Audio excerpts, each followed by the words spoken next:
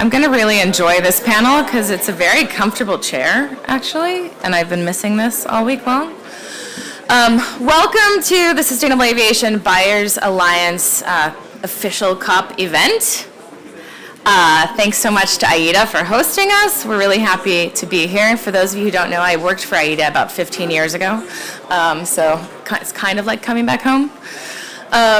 SABA is a joint initiative of two environmental NGOs, the Environmental Defense Fund and Rocky Mountain Institute, which I have had the great pleasure of helping them launch and run for the last 2.5 or so years.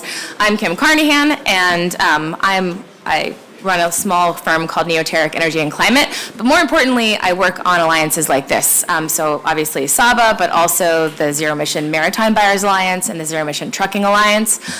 So I have made it my world and my space to try to help companies get more alternative fuel into transportation.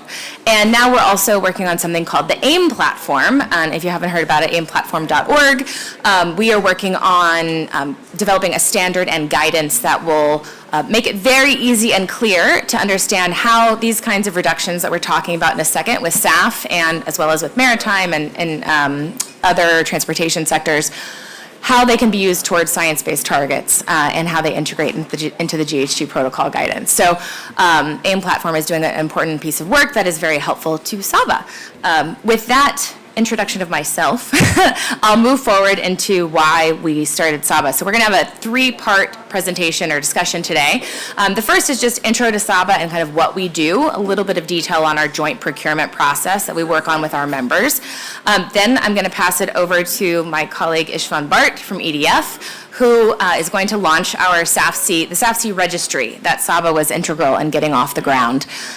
So it's an important day for us because we've been working on this registry for, feels like many years, but I think it's been a little bit over a year at this point. And it's an important piece of the infrastructure around sustainable aviation fuel and growing that market. And then finally, we have an amazing panel to bring up with to have speak to you today, and we'll do Q&As after each of those sections. So if you have questions for me about SABA, for Istvan about the SAF registry, or for our panelists, please be thinking about them as they're talking, and we'll pause for each. With that, I'll get started. Just a little bit of background for those of you who don't know kind of how SABA and SAF certificates are different from more traditional offsets. Basically, thousands of companies now, I think we're almost at 4,000 companies, have taken on science-based targets under the Science-Based Targets Initiative. And whether you like that or not, SBTI to date has said that offsets don't count towards your target, including Scope 3 targets. And Scope 3 targets are incredibly hard to meet. What most companies have found, especially those whose scope 3 emissions can make up to 90% or more of their total emissions profile, they've found that working with their suppliers is a lot harder than they thought, partly because they have so many suppliers. There's a really long tail of emissions at the end with thousands of companies that they would need to partner with, partly because literally the solutions just are not commercially available yet that they need to get those suppliers to use, partly because those suppliers change constantly. So even if they went through the effort of developing a partnership and investing millions, tens of millions, hundreds of millions of dollars with a particular supplier, that supplier could end up changing in 5 years and that investment could be lost. Currently, because of all those problems, it's really hard to reduce Scope 3 emissions, and that's one of the reasons why SABA came into being, is to help companies get more SAF into airplanes and to help companies take credit for that SAF towards their science-based targets. Just a tiny bit about SAF, for those of you who aren't familiar with sustainable aviation fuel. SAF is definitely the best near-term solution to tackle climate change from the aviation perspective. There's a future where we can see, some battery electric planes on shorter haul flights, potentially hydrogen planes before too long, but that is not going to be our near-term option. And frankly, we're not sure, at what point it will be a viable option for the majority of international aviation in particular. So SAF's the way we reduce emissions now, and luckily we can reduce emissions up to 85% with current SAF technologies. And so that's where SABA is focused, is in getting more SAF into airplanes. And our members are mostly, not entirely, but mostly aviation customers, because they're the ones who have these Scope 3 emissions targets that they're trying to address under SBTI, and they don't own and operate airplanes. So how do they get access to these emission reductions? How do they support putting more SAF in planes and then take credit for it towards their SBT? This is a major, challenge that we have been trying to provide a solution for since we launched a couple of years ago. So as I mentioned, SABA is this joint initiative, and we're fully focused on SAF. No other solutions right now are within our purview, though that could change at some point in the future.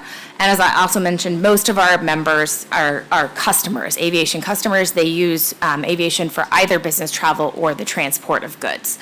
We do have a group of customers, a group of members who are called aviators. That's anybody who's very active in the aviation sector, excluding fuel companies. And that group, they're basically supportive of the general SABA mission. But most of our work is around how to help customers effectively pay the premium for SAF and get credit towards their target. A tiny bit about book and claim, for those of you who maybe aren't familiar.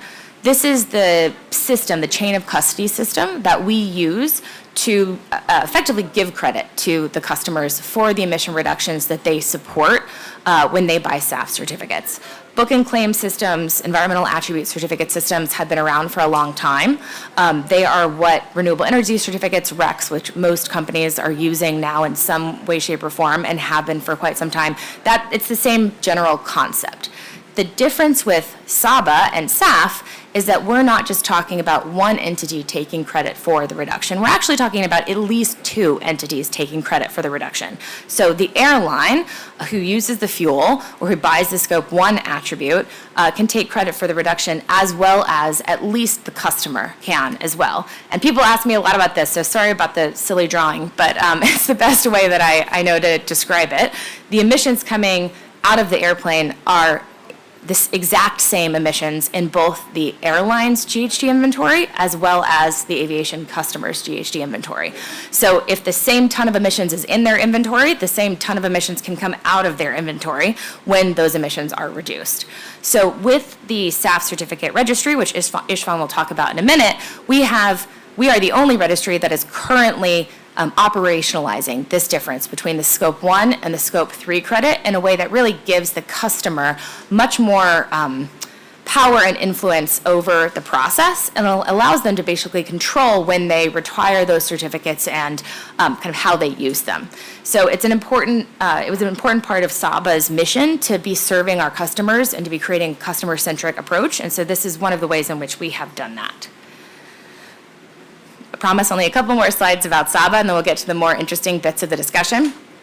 So SABA really was, when we created SABA, we thought we need to help this market standardize, because at the time we created SABA, there were some deals happening between some of the real, forward-leaning companies. Microsoft would do a deal specifically with their airline of choice, but most of those things were happening largely as private deals between two private companies. They weren't spreading that demand signal or aggregating that demand signal more broadly, and they also weren't standardizing the process of the engagement between the airlines and the customers. So what we've done is see ourselves as the market standardizer to the extent possible, working with some really awesome partners. Of course, we have not done all of this on our own.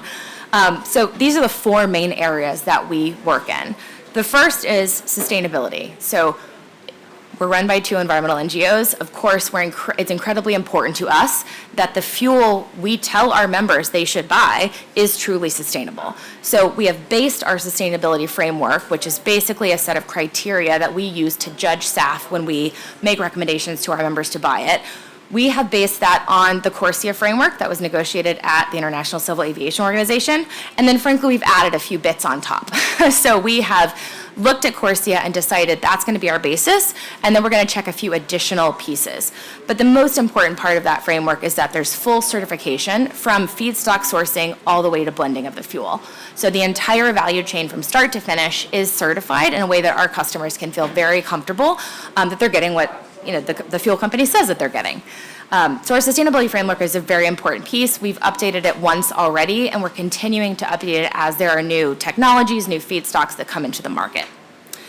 The second big area that we work on is the registry, and I'm not going to say anything about that now because Istvan's going to in a minute.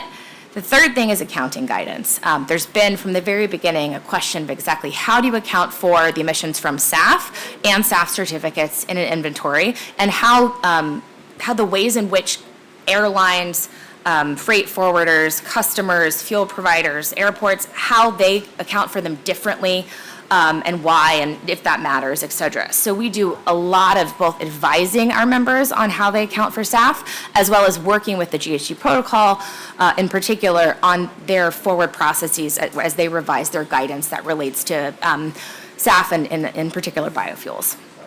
And then the final piece that we work on is collective procurement. And collective procurement is very important to our members. I'd say it's probably at least half the reason why most of our members join SABA is because they don't know anything about SAF.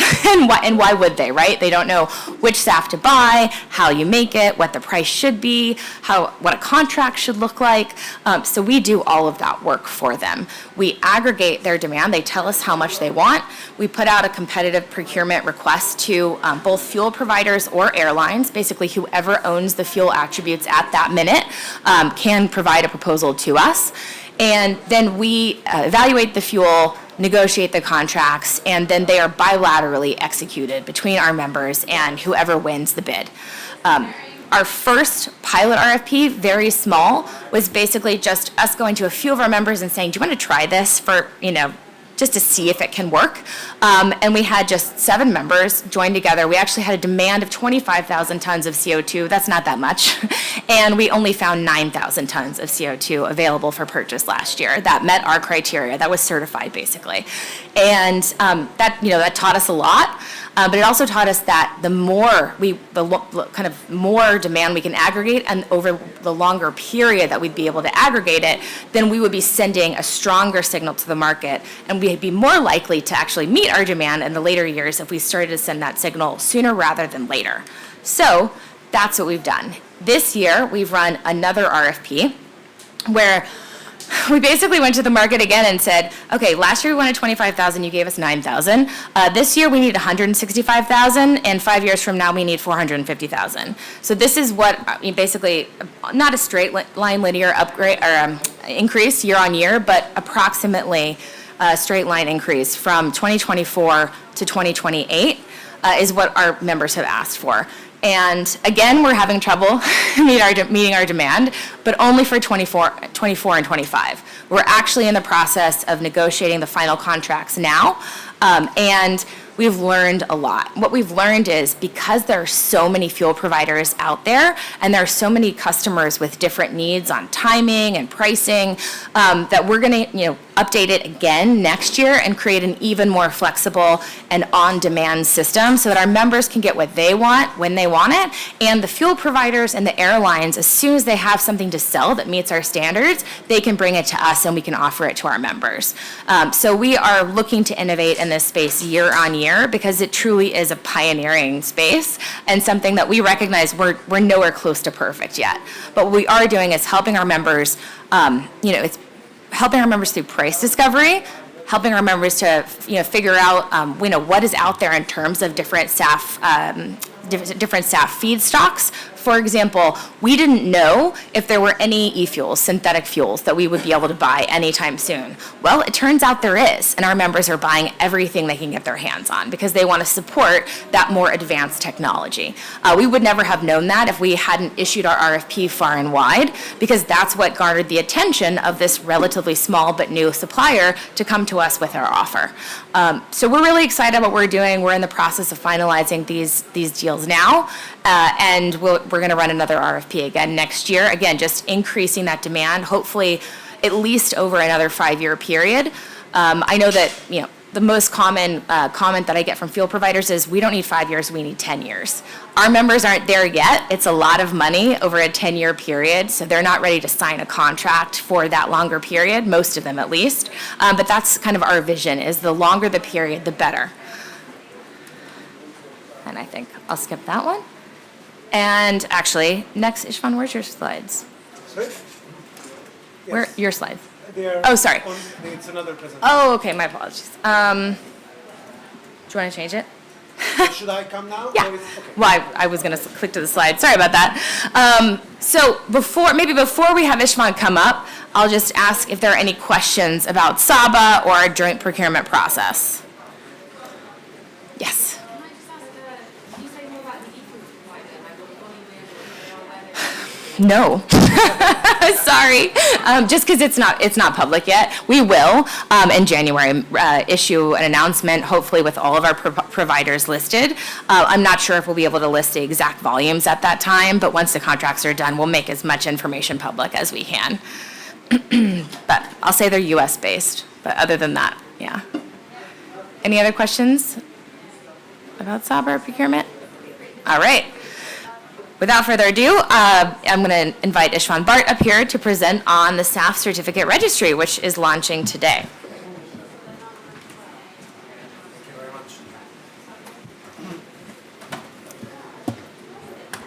Thank you very much. Well, actually, we are saying we are launching this registry today, but actually it's running since last week, and we know it's running, so there is not going to be like a dramatic blue death on this screen. So you can relax.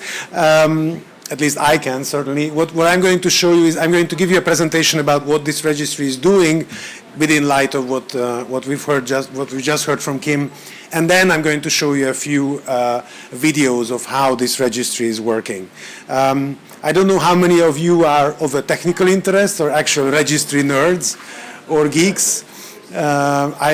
I don't see many familiar faces, so I presume none of you really are, but by the end of it you will be, I can promise. Okay, so the registry. So why do we need a SAF certificate registry? Well, basically the situation is that even now there is some sort of a trading in these Scope 3. So some end user aviation customers are buying Scope 3 attributes, but it's not recorded. It's done sort of on paper and without any sort of public scrutiny. There is no digital record of how it is happening. It's not publicly available. There isn't really any mechanism to prevent double counting, and there is no common database of unit ownership. So right now there is no organization to these kind of trades. It is actually happening right now. I mean, the SAFC registry is not the only registry in town. There are quite a number of them which are launching in these months. So, it's important to say that we are not the first, but we are unique in many ways. Now, how does this registry help decarbonization? I think something very important, which Kim has already mentioned, is that in our registry, you can always choose the high integrity SAF. We have different sustainability tiers in our registry. I'll talk about that later. But the point is that this system makes it easier for you to choose the high integrity sustainable aviation fuel as opposed to just the average or not so high integrity SAF. It also, something that Kim has mentioned, that we have a full separation of Scope 1 and 3, which means that the end users, the aviation customers, are able to deal directly with the fuel providers. You don't have to go through the airlines. And that, the whole theory of change for SABA is that this will increase demand and hence will increase supply and will increase decarbonization, will help decarbonization. And the last thing I mentioned is our very strong emphasis on the publicness of data, that we are providing information to the general public, not only to your auditor, and to the reader of your sustainability report, but anybody who opens up, who has an internet connection. So what is this registry for? It's important to understand the boundaries. So the registry doesn't track the physical SAF. That happens outside the registry. It starts tracking when the physical SAF is delivered to the airport fuel farm, and then that SAF is registered in our system, and we have a SAF certificate on that unit, and the SAF is sold as or burnt as basic fuel or just average fossil fuel in a plane, and we have the sustainability attribute separated in the form of a certificate.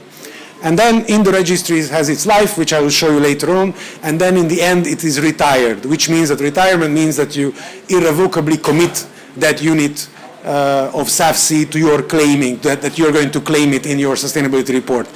The claim happens again outside the registry. You do your sustainability report as a corporation. SABA has rules on how to do that, but it's not part of the registry. Very important that it's not a marketplace. We are not following, we are not recording money flows, we are not following contracts. This is more like a land registry. It keeps track of the air quotes physical ownership of that thing.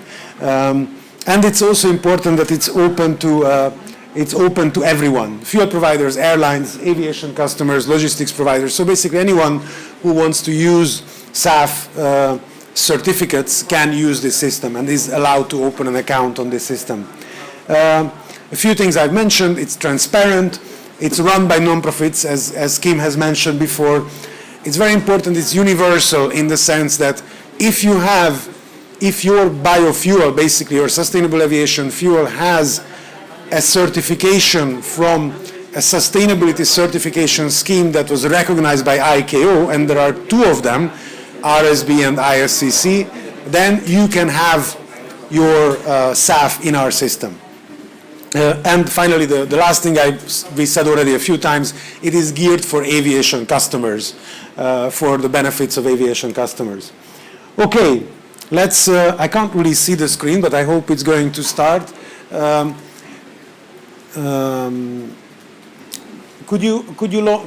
it launch? Sorry.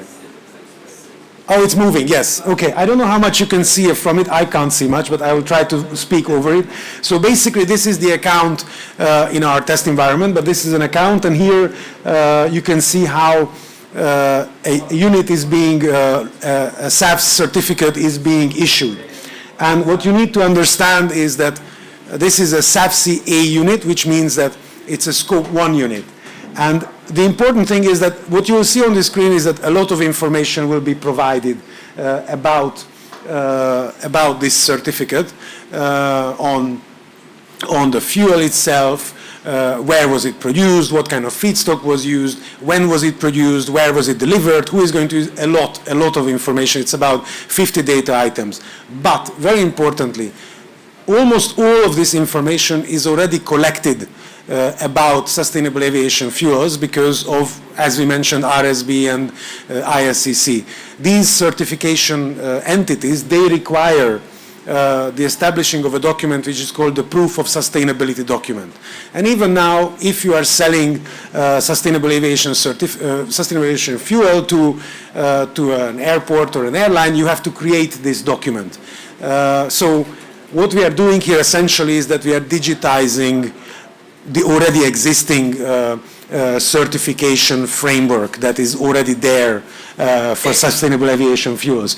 Eventually, we would like to have a system where all this is done automatically, so you just upload your POS and then it's all ripped from the POS, but we don't have that yet. So it's the beginning. I'm going to spare you with telling what these things are because I don't think you can see it on this. You can see it, okay. So at least, so the point is that here, the screen is still filling out the information. Now, there it was about the actual and default LCA. That's actually quite important, that the POS contains information on the life cycle assessment value of the fuels. And there are different types of methodologies for doing that, but the point is that because of the ICAO rules, we always calculate the life cycle assessment value of the fuel. So we don't zero rate biofuels, but we say that SAF also has a carbon footprint, and we make a very precise calculation of that carbon footprint. Well, RSB does, and we are collecting this information, and the saving that you achieve is going to be the difference between the LCA value of that SAF and the baseline fossil fuel emissions. And I think it's very important to understand that this is one of the strengths of this scheme, is that when you are replacing aviation fossil fuel, you really have a rock-solid baseline. This is why it's always better than buying forestry offset credits, because you always know that if it would not have been SAF, it would have been jet fuel. And jet fuel is a very standardized product all over the globe. So that sort of helps the thing. And now what you can see is that all the information was provided, and you can see here sort of a summary of the issuance. And you can see that this unit is going to be, now it's restarting, sorry, or is it, yeah, I was hoping to talk about the end of the, blue screen, but it's no, yes, okay, come on, it's yes, I mean, already retired. yes. Anyway, maybe could we have the end of this presentation, of this video, just the very end?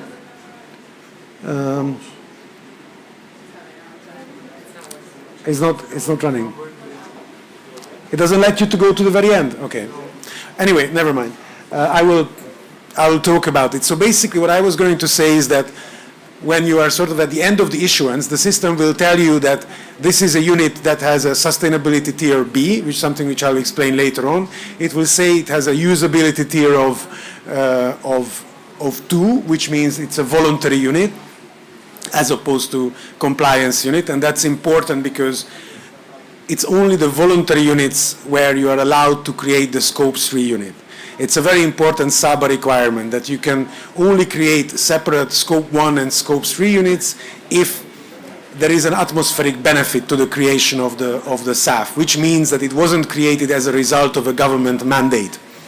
So it's not a result of a government mandate, it was a voluntary SAF production, which means that you are allowed to create a Scope 3 unit. And then I think the last thing that it tells you is the CO2 emissions saved as a result of this SAF. So this is the basic information that you get at the end of the issuance. And then you click the issuance, and then we go to the next. Yes, and I wanted to tell you about the sustainability tiers. Now again, this is a bit complex. What you need to understand is that there are 3 sustainability tiers in the registry. There is one which is called SCS eligible. That means basically that your unit was certified by RSB or ISCC. Your SAF was certified by RSB or ISCC. And then you have 2 more, which is called SABA eligible and SABA preferred, which means that not only do you have this certification, but you have also met the additional requirements that were established by SABA. And these are not primarily, it's important to understand, it's not primarily related to the amount of reductions that you have achieved. There is that as well, like, you have to achieve at least 60% reduction, but it's also very important, it has other limitations. You need to have, for example, you are not allowed to use palm oil as a feedstock. We don't calculate the soil carbon sequestration reductions for SABA eligible and preferred units. In the case of SABA preferred units, you also need to have a special certification for low or no displacement and for low ILUC risk practices. So there are a bunch of other sustainability elements which result in these units being more sustainable or more reliably sustainable than simple SCS eligible units. And so we very much encourage companies to buy these higher integrity SAF units. And this you can find also in the SABA SAF sustainability framework. Okay, holding a SAF CA unit on your account. This is the next thing. Here, what I'm trying to show is that how your account looks like when you have the registry open. And here you can see the unit type code. So it basically tells you that this is a SAF CA, which means it's a Scope 1 unit for an aviation certificate, for an aviation, so aviation client basically. It's a B2 unit, which means that it's sustainability tier B, and usability tier 2, which means it's a voluntary unit, and then it's called VAL, which means it's validated. Now, that's another feature of our registry, that we have assurance levels in our registry. Assurance levels mean that as the unit goes through the certification process, it reaches certain stages. Because, the certification of the biofuels happens ex ante. It doesn't happen, it's not the actual biofuel which is certified, but it's the the installation, the facility which is being certified. So in the beginning, we can only say this is coming from a facility that was certified. And then a year later, we can say, well, actually, this facility is still certified. And, it has not lost its certification, at which point the unit will become revalidated or suspended or under review if there is a problem. Now, the other thing that you need to see is that we are both using the SAF amount as a unit of value and the tons of CO2 abated. That's important because, some people want to buy in volumes of SAF and some people want to buy in volumes of CO2 abated. We also have an expiry date. These units are valid for 2 years only from issuance. And then at the end, you have a country where the SAF was produced, which is in our case is the United States.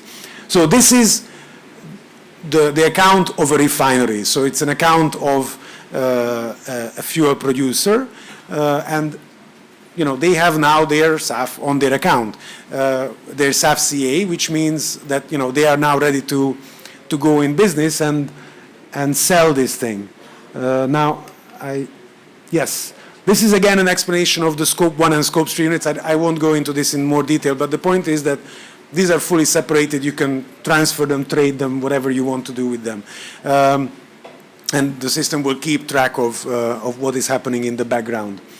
Now, and here comes the magic, the unbundling. The unbundling is how we create a Scope 3 unit out of a Scope 1 unit. And here you can see you just click transfer units, you decide how much you want to unbundle from your 500 amount. So you can't see the bottom of the screen, unfortunately, but basically you click the unbundling. It says, are you sure? And then basically you can now see on your screen that you have not only a SAF CA unit, but a SAF CE unit. And also you can see that the unit type, the usability type was changed of the SAF CA. The usability type was changed to 2 to 3 because it means now you have issued your SAF CE. Now you cannot issue any SAF CAs anymore. And that is basically how you have you have unbundled your SAF CE units. And now the next thing is that you can, as a refinery, you can, for example, sell it. Or transfer it to another account holder. You can see the buttons for transferring. And I'm not going to explain the transfer because that's really boring. It's like you can imagine it's like your internet bank account. You click on it, you say transfer, you indicate where you want to transfer it, and it's transferred. It's not very interesting. And now the next thing I want to show you is the retirement. As you can see, this is already an air transport provider holding account. So let's assume that this air transport provider has purchased the SAF CA certificates. And now it just clicks the button, says transfer units, retire units, and then it retires. It gives you a summary of the retirement, which year was going to be retired, for how much you have done. Here you select the year in which you are going to use that unit for claiming. You decide whether it's for international or domestic purposes. We collect this mainly as an information item, and then the retirement transaction is initiated, and then it's done. And then you move to I think it's now going to move to the retirement table on your account, and then here you can see that unit is retired. You can see at the top is that American unit which is now retired. Now, crucially, it doesn't stay on your account. It also becomes available on the internet. And this is what you can see on the internet. Again, that unit is on the top. This is publicly available now. Not this particular table, but a similar table, which means that later on, if somebody wants to see what the retirements of this particular airline were, it is possible because they can see that. So that was it. Thank you very much for your attention. And if you have any questions, then now is the time to ask them. Yes, please. Yeah, really good stuff. Question about, is it proprietary, meaning kind of SABA is going to own it and manage it for SABA's units? Kim, shake your head, so that No. already helps the answer. Yeah. But if you could explain that a little bit more, and then part two is what is the vision on interoperability? Because there are other registries Yes. out there, and how will that work? Yeah, thank you very much. Well, it's open to everyone. So, if you have a refinery, you can use that, or if you are an end user, you can use that. There is no limitation on who can use that. And we are intending this to be an important piece of market infrastructure that is available for everyone. That is why, for example, we allow non-SABA eligible units on our systems. Because we think that we have to create a united marketplace where everything is available, but we are also showing that actually these are the good units that you need to buy, but we don't stop you from buying the not so good units. So that's sorry. And the other question was Interoperability. yes, the interoperability. Well, we spend a lot of time talking with the other registries, so we are great pals, and we sort of commiserate with each other how difficult actually it is. I know it looks simple, but it's actually quite difficult to do. And one of the issues where we do want to create interoperability is the issuance. So to make sure that if a unit is issued in one registry, if a certain SAF is issued with a unit in one registry, then it's not issued in another registry.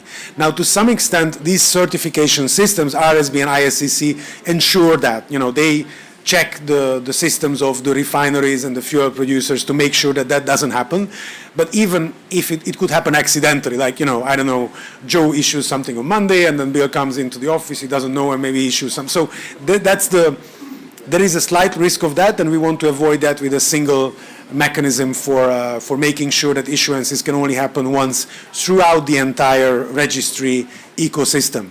The other place where I think it would be great to have cooperation is the retirements. That public retirement page I just showed you, that doesn't need to show only the SAFC retirements. It could show, we could have a page where all the registry retirements are available on one page to make life easier for people. There is a third scope for interoperability, which is to move units between one registry to another. I don't really believe that it's worth the trouble. I mean, it's doable, but it's very hard to do. I mean, I know from experience that it's a hard thing to do.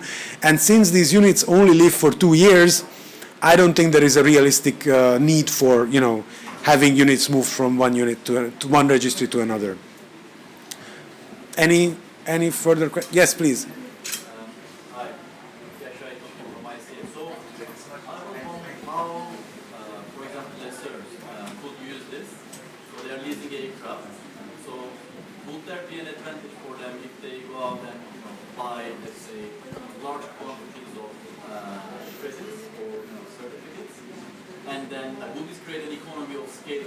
Does pricing work in this?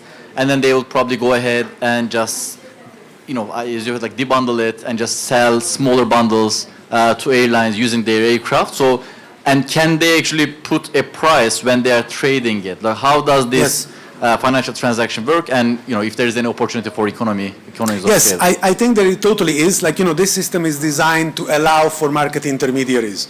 And I believe that there should be market intermediaries. In fact, I know that in Europe there are multiple organizations who do that kind of thing. They buy or they plan to buy certificates, and then they give it out, either to their, or even in the US, there are others who do this kind of thing that, they just have a few clients who don't want to bother with the purchase on their own, and then they do it for them. In fact, there is a function in our registry that you can retire for somebody who doesn't have an account in the registry. So let's say, you are an intermediary who provides these sustainability services for companies, but they are really small and they don't want to bother with their own registry account, and then, maybe this intermediary buys the certificate for you and retires it and puts your email address saying, okay, this is retired for company X. And then you don't have to worry with the registry itself, but still your retirement will be represented on that public web page. So that's definitely something that we would like to see, because I think that market intermediaries are crucial to this kind of thing. Now, as regards the financial transactions, there is one arm of SABA which is doing a lot of that because of the RFPs and all that, but that's entirely separate from the registry business.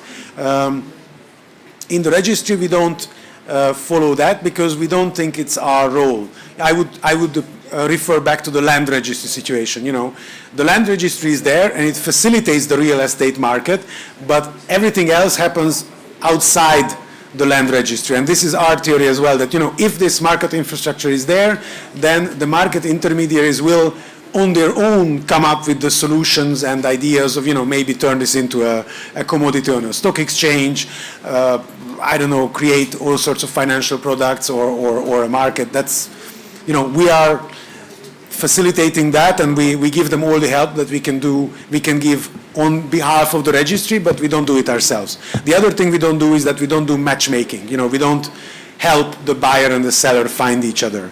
So that's something that they have to do themselves. Yes, please.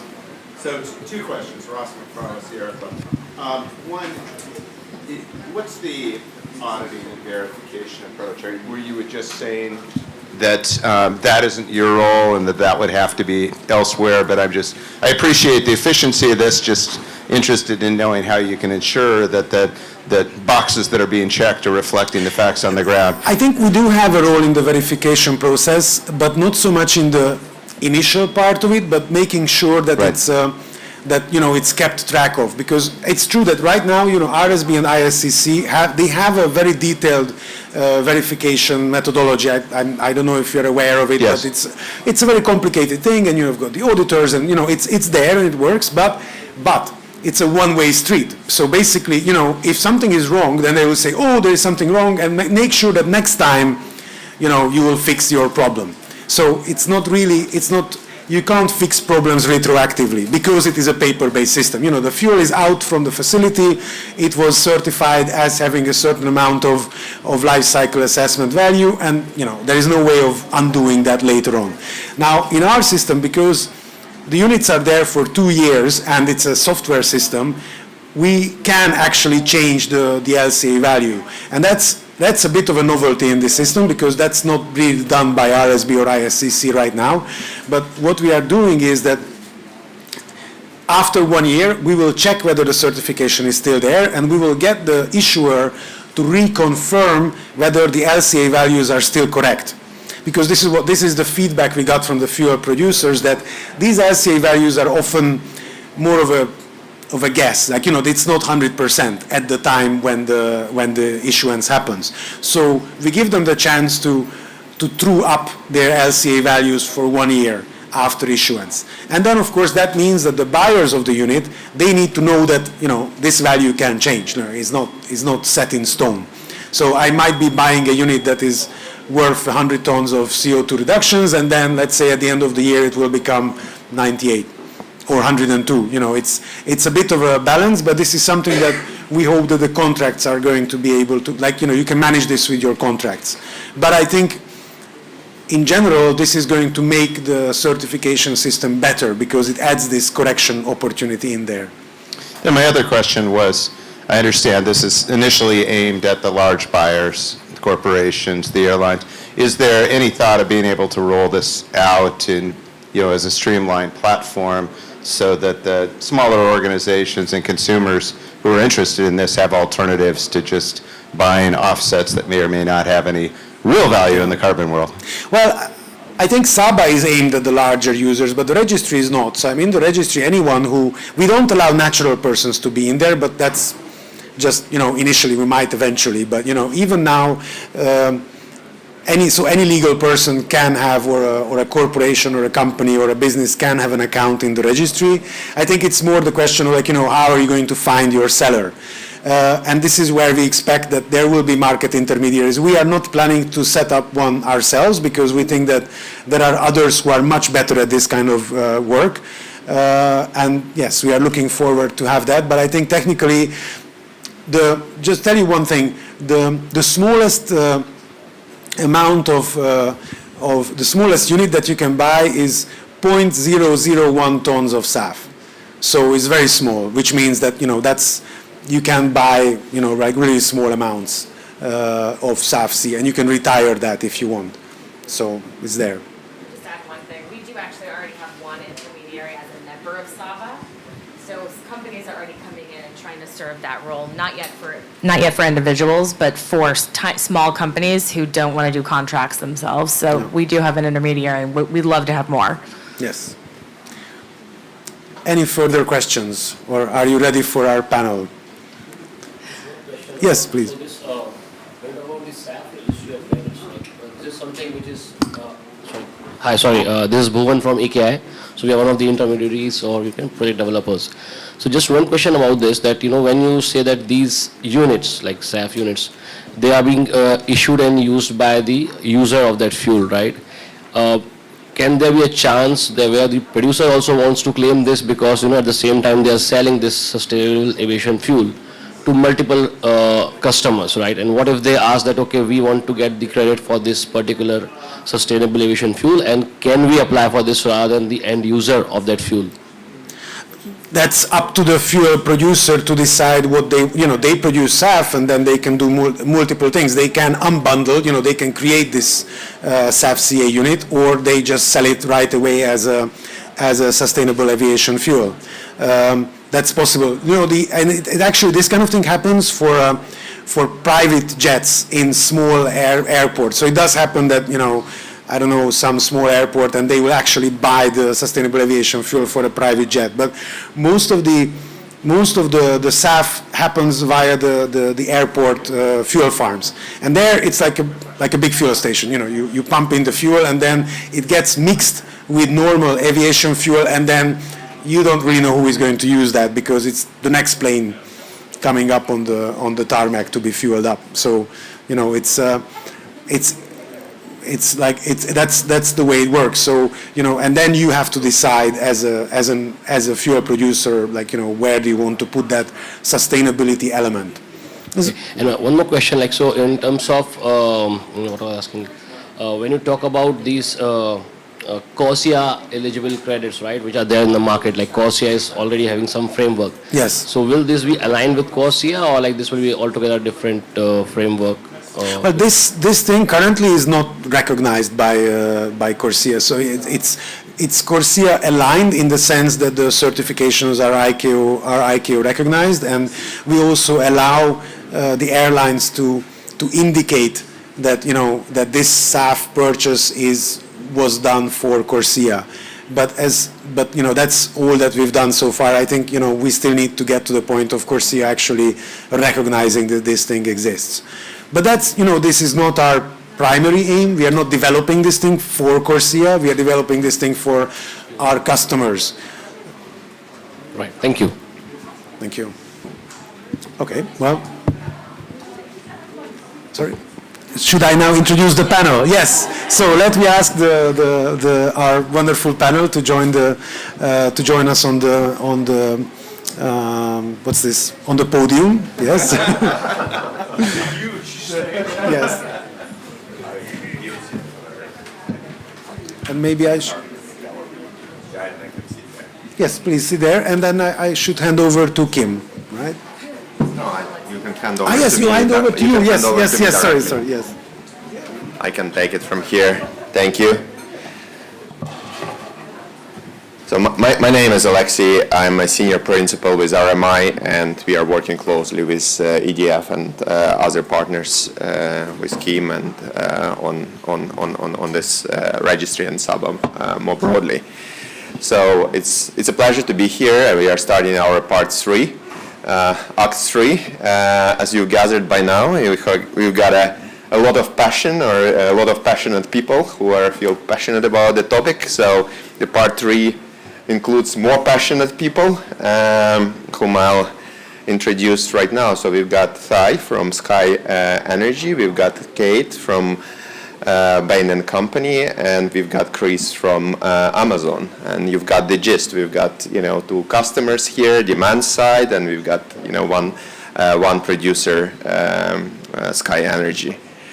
So that's your and our common opportunity to dig in really into the topic deeper, into different aspects that have already been comprehensively, I would say, covered by Kim, and the registry, of course, presented by Istvan. So let's dig in. So I'll ask maybe 2-3 questions that just to get us going. Let's do a couple of 2-3 rounds, and then we can also carry on with your questions. So if you still have some questions or would like to get involved into the discussion, you're most welcome, right? So maybe to start us with, let's start with why, right? And let's start with the demand side. I believe this is always the right thing to do. So let's start with Chris and Kate. And Chris, Kate, I know that your companies are committed to SABA, and you've put lots of efforts to, actually, make it work and use it. So maybe you could explain, what it does for you. Yeah, thanks for that. And first of all, I think this is just, it's really exciting to be here for the launch. And I want to thank RMI and EDF for their leadership, and Kim and Ishvan for really getting this off the ground. It's fantastic. So for Amazon, we've stated that our success and our scale bring broad responsibility, and that our customers understand what's at stake when it comes to climate change, and we need to be leaders in this space in decarbonizing our own business and helping the broader industry decarbonize as well. And so we co-founded the Climate Pledge back in 2019, which is our commitment to become net zero carbon emissions by 2040, following the science that laid out the Paris Climate Agreement, and be 10 years ahead of the timeline that was aligned at that time.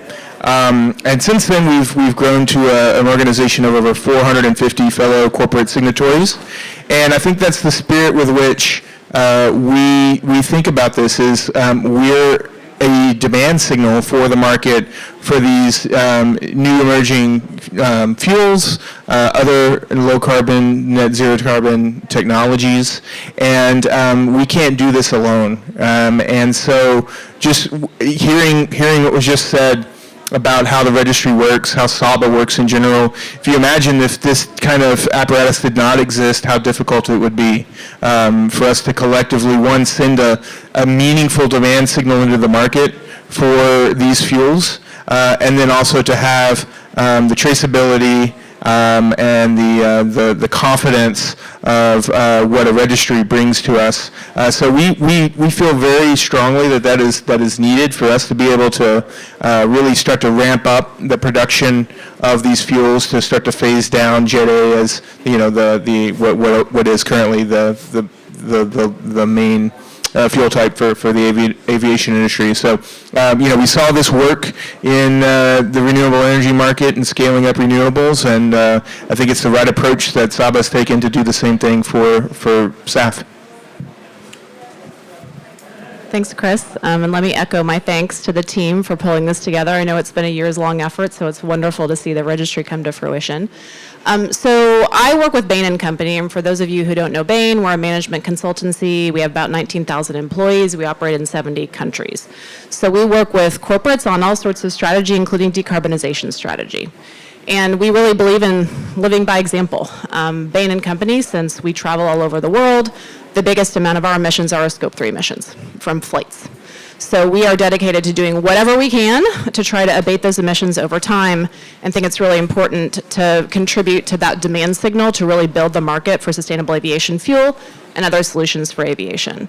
So we are really in this as part of our commitment to net zero. Shortly we will be submitting a 1.5 degree aligned science-based target. So it's exciting for us to be part of this and to be part of building that demand signal.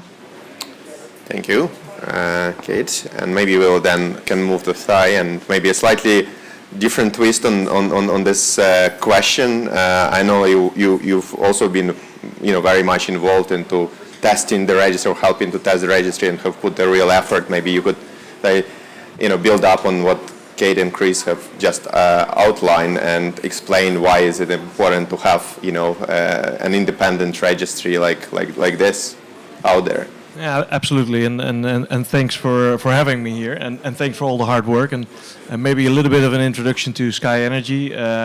We started the company 15 years ago, basically to get sustainable aviation fuel off the ground, and it's funny because I heard just the introduction of SABA, and it was a bit similar to what we did 14 years ago, but we were a little bit too early, I would to be honest. But we had our first corporate client in 2012. It was a company called Heineken. Some of you might know them. And they were willing to pay a little bit more for sustainable aviation fuel, and that was not on the registry, but it was on our Blue Eyes. And that evolved, and we worked hard to get that in place. You introduced me as a producer. We're not a producer yet. We've been developing and making the market. In 14, 15, we started working with one of the current biggest suppliers in sustainable aviation fuels, World Energy, and we basically started buying and selling to airlines, but also to corporates. Right. And that was hard work. We had 10 customers on the corporate side, and we had 10 on the aviation side, and we could make some money and we could make a living out of it. But it was hard work for small volumes. And I think at that moment we saw, okay, there's a couple of things that we need that need to happen. One is there needs to be regulation and policy, and currently that's getting in place in the US and Europe. And the other side, the demand signal needs to be bigger to really actually build this industry, because there's now 3 facilities in the world that actually produce sustainable aviation fuels. We're at 0.1%. And I've been in this business for 15 years, so I've not been successful, I would say. But so getting that hard work of the developers from our side, at 10 corporate clients, that means a lot of work. And I think that's why we are really enthusiastic about the registry, about getting these aggregated volumes, because it takes it off the plate of us, and it centralizes it, and it helps the customer to really understand. We took 6 months to educate Heineken to step in. We're not all the big corporates like Bain, like Amazon, that can afford to spend so much time on this small topic in their whole portfolio. So I think this is a great initiative, and I think we should build on the 5,000 companies that signed on. How many companies in the world are there? So that's the challenge to go into. Right, so let's stay on this topic and add a little bit more colors to the discussion, maybe passing this to Chris. I mean, on the topic of, importance of having an independent non-profit registry, because there are other registries out there, like corporate registry and so on.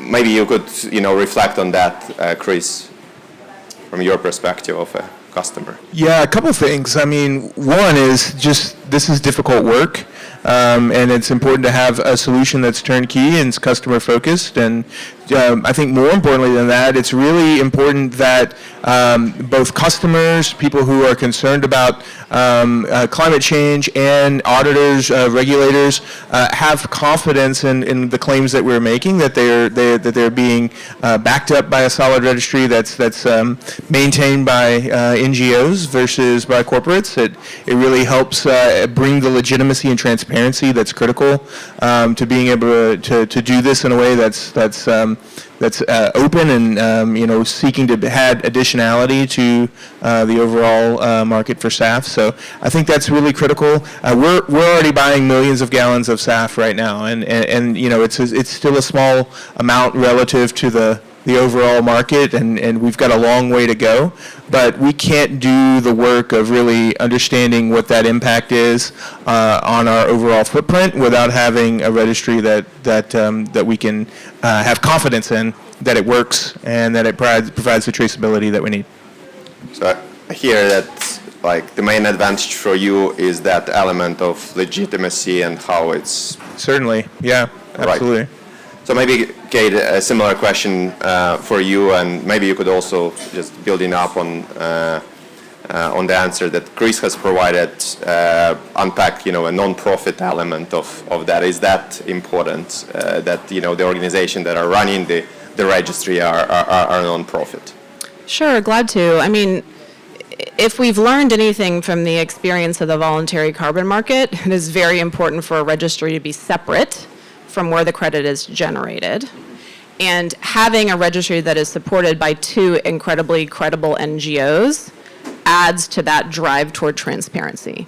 So I think that it's the step in the right direction in today's environment to be establishing a registry that brings that sort of credibility and takes away risk for buyers. Right.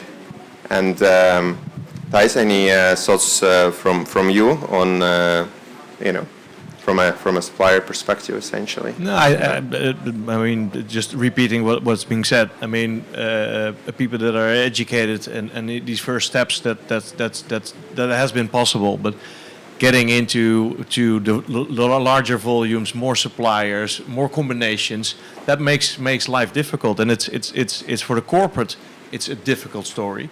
But I mean, it's also for the fuel buyer. I mean, a regular airline had 3-4 fuel buyers, and they would buy billions of dollars of fuel. Now they're getting into a completely different ballgame because there's so many different SAF differences. They need to get their heads around it. So that team of 3-4 can't handle that. So the more sort of we have registries, we have clarity, transparency on this, it will help the corporates, but it will also help the airline side, because they actually are still, there's a lot of airlines that don't know what they're doing, and this will just help. And do you say you were in this business for what, 40 years? 15 years. 15 years, yeah. Oh, yeah. 1-5. I'm not that old. No. I was just checking. Thanks. So, but let's say let's fast forward then 15 years, right? You know, where do you see, you know, this is moving? Will we see some sort of a convergence? I mean, toward, you know, having like a universal, like independent, maybe a registry, or, you know, couple of registry, or you will continue to see the model which is right now out there with a number of corporate registries functioning out there and so on? It's a good question. In 15 years, I mean, I'm just hoping that we won't be at 0.2% in 15 years, because the first 0.1% took 15 years. So will there be several registries? Might be. I hope they will be aligned, that it's sort of, not everybody has his own scheme. So I think that alignment is the most important thing. And if it's 1 to 10, as long as we find the alignment and as long as we talk the same sustainability language with each other, that it's clear what you're buying, that's clear what you're selling, and that that was on the former panel, that because of the lack of fuels right now, that it isn't sort of something that is sliding into less sustainability. So that's what I like about the different steps that you have in the registry, that it's clear what you're buying. Mm-hmm. So maybe let's shift the gear and like toward a slightly different topic, which is was also highlighted by Istvan when he was presenting, which was really this emphasis on what I would call like customer centricity, that gives, you know, a lot of, or puts a lot of, you know, power, and with power comes responsibility into the hands of customers, right? Kate, as a buyer, what does it mean for you? You know, is that, you know, power and responsibility is important, and, you know, how you see that? Is that an advantage of this system versus maybe some others? Yeah, I mean, I think it's nice to have the flexibility to decide when we retire our certificates, right? Because not every company has the same sort of sustainability reporting cycle, not everyone has the same fiscal year, so having that flexibility, I think, is important. Yeah, I mean, I go back to just making it as turnkey as possible and how important that is. But also, I think it's really important from the perspective of all these claims that we're making, of course, as corporates are getting assured and audited. And it's really important as well that you have a registry that provides all the details that are needed so that it makes that process really easy on the auditor. That makes life a whole lot better for us as the company, and we have the confidence in the registry making the material, you know, having the material details in there that any assuring auditor needs in order to have confidence in what claims we might be making based off of retiring credits. So any feedback from your customers and usability and functionality? And well, I mean, the team has tested. Let's bring it to practice, and that's what we need to see, of course. But yeah, I think yeah. I would add one more thing that I really like about the registry is the ability to differentiate the different kind of levels of I don't know if the right word is quality of SAF, but basically saying, look, you know, this is this meets these standards, and having that as part of the registry as well is like super important for us, because we do believe in the most kind of high quality SAF is the one that we're ultimately working towards. Feedstock traceability is essential to maintaining trust throughout this process, and being able to provide that is really important. And excited for some of the other developments happening here in SAF. You mentioned eSAF and other things. I mean, being able to provide that traceability there is fantastic. So I'll just leave it at that.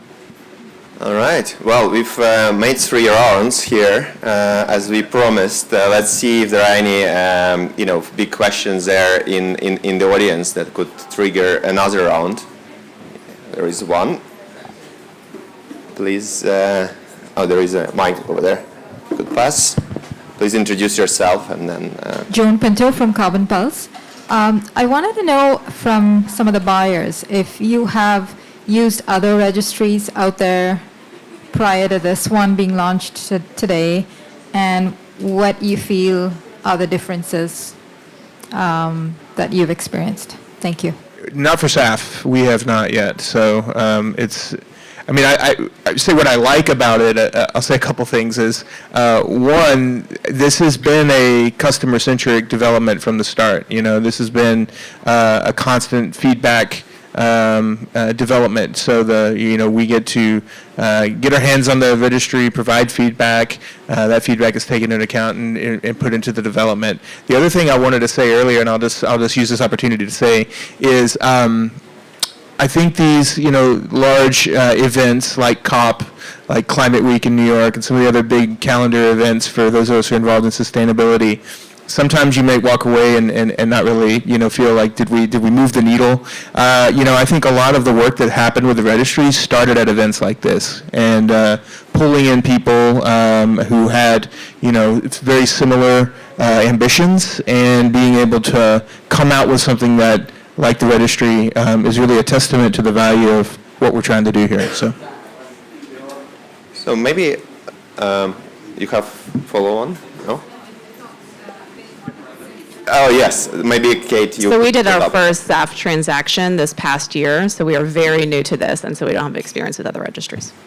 But maybe, Kate, just staying with you and, building up on this, because I think Chris has alluded to something important here, right, about, people who come together then, and, this element of, because the registry is a tool, right, but then, you need to fill in the registry, and, this is where this demand aggregation concept comes in strongly, where you can aggregate demand and and potentially bring smaller players into this picture without a very big additional effort. So maybe you could reflect on that. What does it do for companies like yours?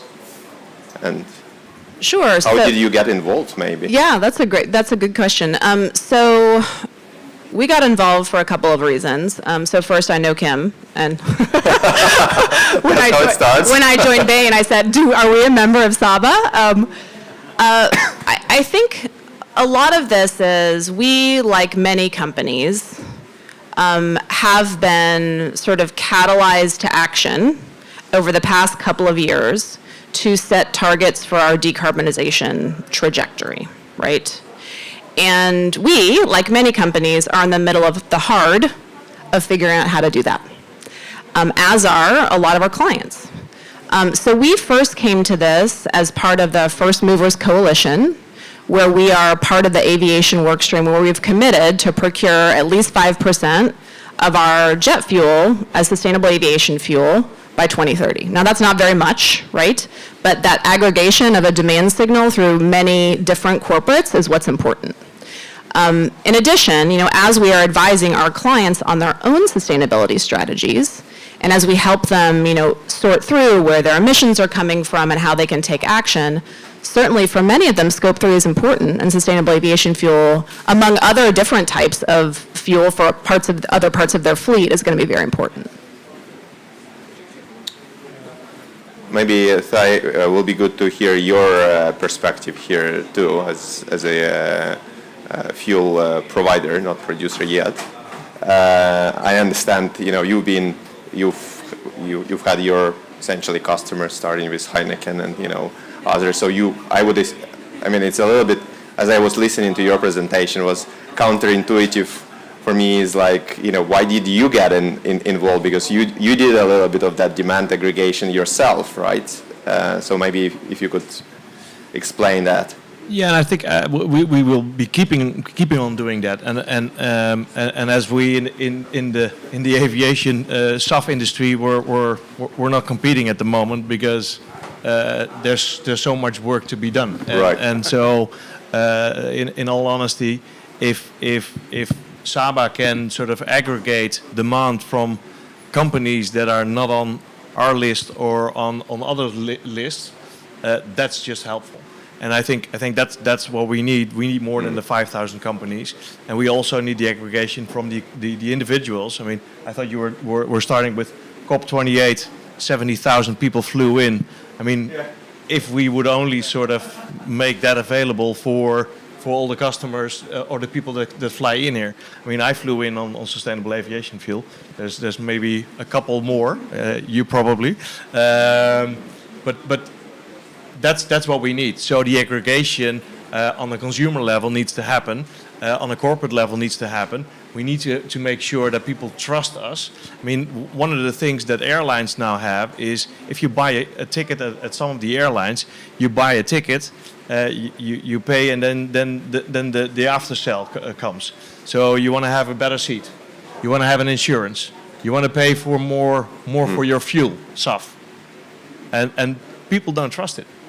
And that's sort of why it's still at 1 or 2% of the people that buy sustainable aviation fuel at the airlines that offer it, because they don't trust it, because they think, okay, well, this is here where the airline is making money.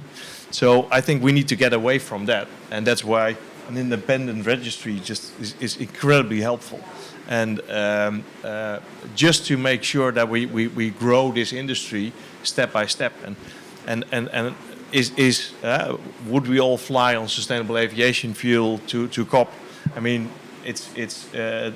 we only have so much capacity at the moment. So, and that's what I liked about Kim talking about the RFP going out for 5 years now.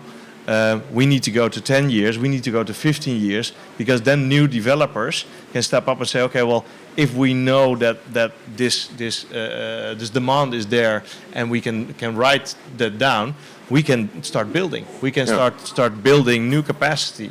And I mean, just sort of opportunistic as I am, saying, okay, well, maybe Amazon, maybe Bain should step into the next step and do, okay, well, we'll commit to e-fuels. We're not sure how much it's going to cost extra, but commit and do the longer term commitments, because that will move the needle for the next wave of facilities. Because all the announcements now will bring us to 2030 for Europe and the US on HVO, on oil-based fuels, proven technologies.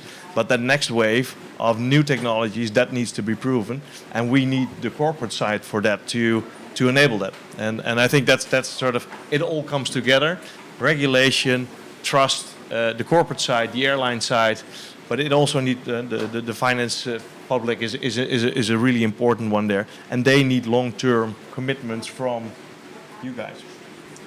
Yeah, I mean, just to kind of pick up on the regulation and policy side of things here. So, right, I mean, the analogy to what we're creating here is like renewable energy certificates, right? Renewable energy certificates did not take off really at any sort of scale until states had renewable portfolio standards that were driving some of those, right? So it really is the policy vector that makes the market. So this opportunity and sort of thinking about corporate demand and how can we find this small group of corporates that will pay a little extra for stuff is the way a market starts, but the way it scales is really via policy. And we're seeing that a lot at this COP in conversations about all sorts of demand side opportunities, right? Whether it be cement or steel, I know that you're very active in those conversations. So, when we're talking about fossil fuel phase out at this COP, that means phasing out the demand for fossil fuels by offering alternatives and new technologies for those sectors. So this is a really important effort to get the conversation started, but any company that is involved in this nascent market should also be talking to their governments about the need for policy to support this and accelerate it. We've got one more question. Two more. Yeah, let's do that. If there's time. So this is the thinking out loud question. I appreciated what you, Chris, said and others said about part of the importance of this is the credibility of the NGOs that are supporting it and the certification systems. But, coming from Sierra Club and the broader grassroots side of civil society, just need to, an elephant in the room is there's a huge amount of skepticism about all of this. And people treating all aviation fuels the way that with the issues around first-generation fuels or things like palm, and treating them all as false solutions. That's where a lot of my peeps are.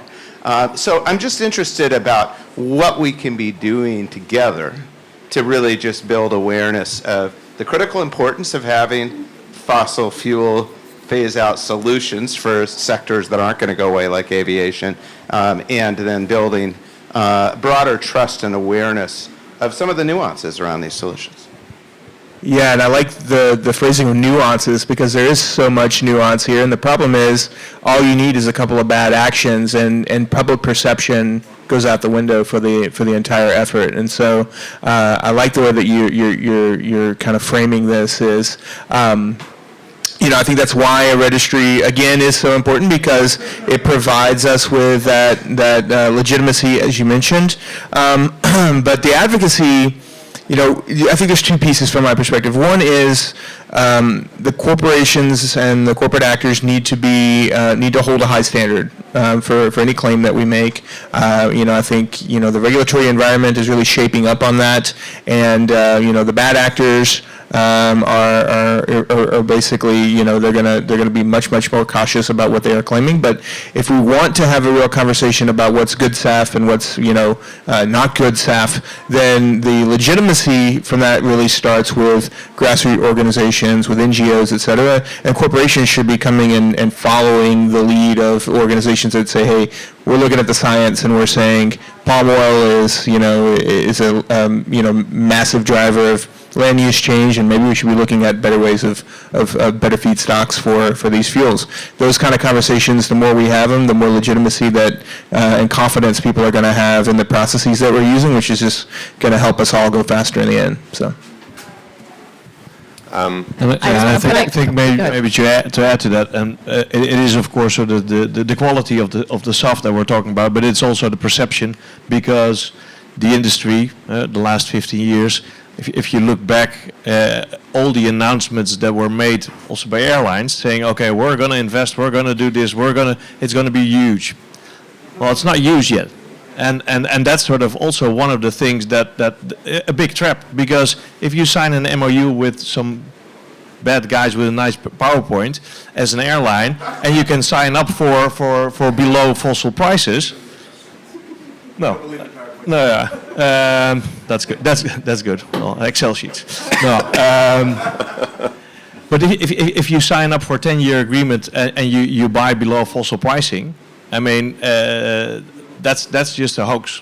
And airlines have been using that to announce nice MOUs and all this stuff. So the real stuff is hard to find in everything that's been announced in the last, decade, I would say.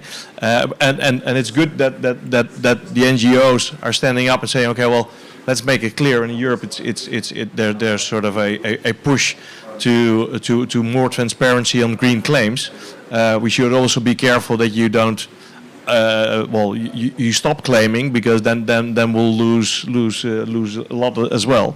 But that's part of it as well.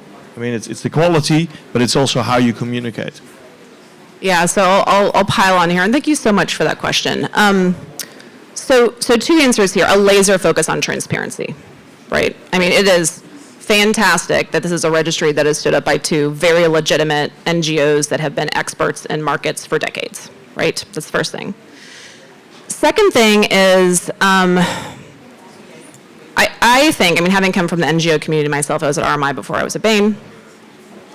We are now in a time, and I think that this COP is evidence of that, where we are in a time of all of the above solutions and a need to exercise some cautious empathy with companies that are sticking their necks out and taking the lead, right?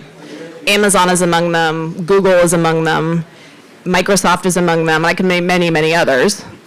They're sticking their necks out and paying extra for stuff that is not recognized by any sort of target setting organization, to be not to be named, but it's the Science Based Targets Initiative, right?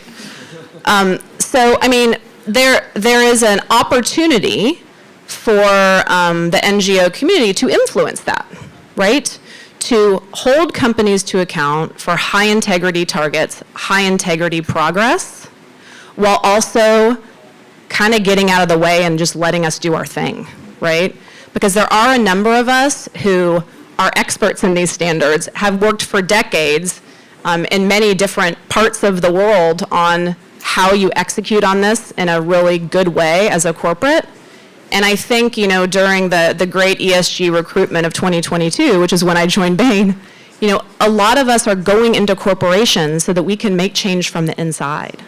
So that would be sort of what I would say, would be a little bit of trust and also kind of working with your NGO counterparts to help them understand that there really are companies trying to take leadership positions here. Okay, we have a couple more questions, and maybe we should, Jin, if you don't mind, we will combine them, but first... Sure. So Tim Giuliani from WWF, and I was going to build on Kate's earlier point, which she then dovetailed herself. You know, talking about the rec market, and you know, the rec market. It wasn't just obviously the state RPSs. It was that for the compliance markets, but then it was WRI and GHGP giving companies an opportunity with a market-based approach to enter that market. You know, if that hadn't been the case, then all of the companies and all of the work that has been done on Scope 2 and the work by WWF and RMI and others to push companies toward impactful PPAs, et cetera, I think wouldn't have happened, right? And so and you'd just be waiting for Scope 2 and the grid to decarbonize. And we can't do that in Scope 3. And I agree with you that this is where I think it's SBTI, but it's also GHGP. And there is a process going on right now, and SBTI follows GHGP. So make sure that everybody's engaging so that we can think about where these book and claim approaches that are within the value chain, you know, can count. This is great. So this is one of those not question comments. I can't tell you as I'm sitting back here. I'm Gene Gabolos. I'm founder and CEO of World Energy, and I'm sitting back here with such overwhelming gratitude for what you guys are doing. And Ty in particular, 15 years. I mean, so we make and sell sustainable aviation fuel, but we wouldn't do it but for what Ty is doing, or has been doing for 15 years. We wouldn't be doing it but for what SABA is doing. You know, everybody's looking for the supply response to demand signals. It couldn't happen if there's not trust and integrity. Kate, you hit the nail right on the head. There's got to be complete transparency. We sell this vapor that you can't put your fingers on, and we can't be moving around low carbon molecules far away distances in the interest of decarbonization. It's insanity. So the work that you guys are doing here is so powerful and is going to extend so far beyond aviation, because as we're working on hydrogen and in other areas, it's the exact same stuff. Green steel, it's going to be the exact same stuff. So this work that you guys are doing is so important. You know, we're in this room of whatever, 15, 20 people. This is so important and so impactful and so encouraging. I just can't say enough thank you. Well, yes, I think we need to close on this note without waiting. Maybe countering it back, because this gentleman in the back here, I mean, he's sort of shy in the back, but he's been part of this for a long time. Okay. So just giving it back. I know the gentleman. I suggest we conclude on this super positive note without waiting to see who will turn up here to kick us off out of this room. I just want to thank everyone who is here, because, the key, I think, words that we heard here particularly towards the end of this conversation was trust, legitimacy, transparency, right?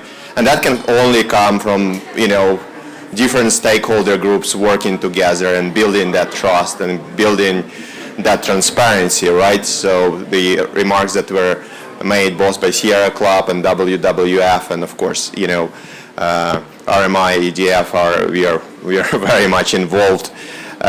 So I feel like we built something super important here after almost 3 years of a very hard work. This is just the beginning, right? We've made the first transactions, and the idea, of course, is scale this up, but already now this is sending a very strong demand signals, as Kim has highlighted in her presentation, to the market that, look, this is happening, these transactions are happening, and those strong demand signals, of course, give a signal to the companies that, are on the production side to go and invest into the right sustainable aviation fuels production, and that's how we move the market forward. So I would like to thank wholeheartedly all the panelists for your wonderful contributions and being so active, but also great thank you to the audience, right? I didn't have to trigger, the next rounds, it flowed. Thank you very much.